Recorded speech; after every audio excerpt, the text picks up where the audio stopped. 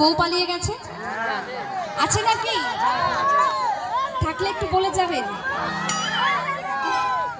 ও পালিয়ে গেছে, আচ্ছা অনেকেই হাত তুলেছে। হ্যাঁ, তো আমার যেসব দাদা ভাইরা ছ্যাঁকা খেয়ে একদম বেকা হয়ে গেছে তাদের জন্য এই গানটি করে শুনেছি। হ্যাঁ, এই গানটি আমার কণ্ঠে স্টেজ প্রোগ্রাম খুবই ভাইরাল হয়েছে আমার বিয়ের আগে।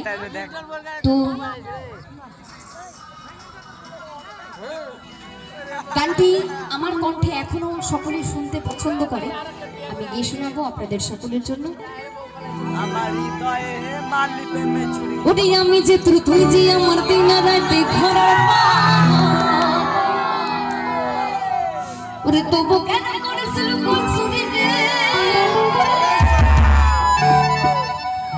এই মন যে আমার করলি তুই ছুরি রে আমার হৃদয় হে মারলি প্রেমের ছুরি রে ওরে মন যে আমার করলি তুই ছুরি।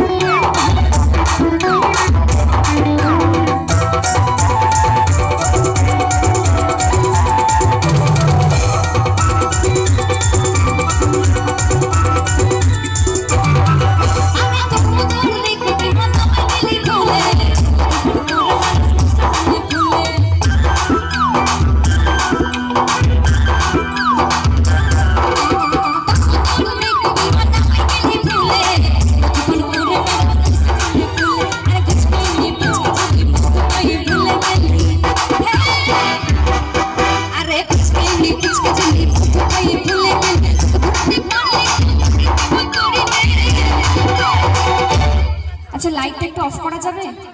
আমি না সামনের কাউকে দেখতে পাচ্ছি না। হ্যাঁ এই তো এবার দেখতে পাচ্ছি। আচ্ছা ও তোমরা তো সকলেই ছোট ছোট, মানে বিয়ে করার বয়স হয়নি। বিয়ে করার বয়স যাদের হয়েছে তাদের গার্লফ্রেন্ড আছে?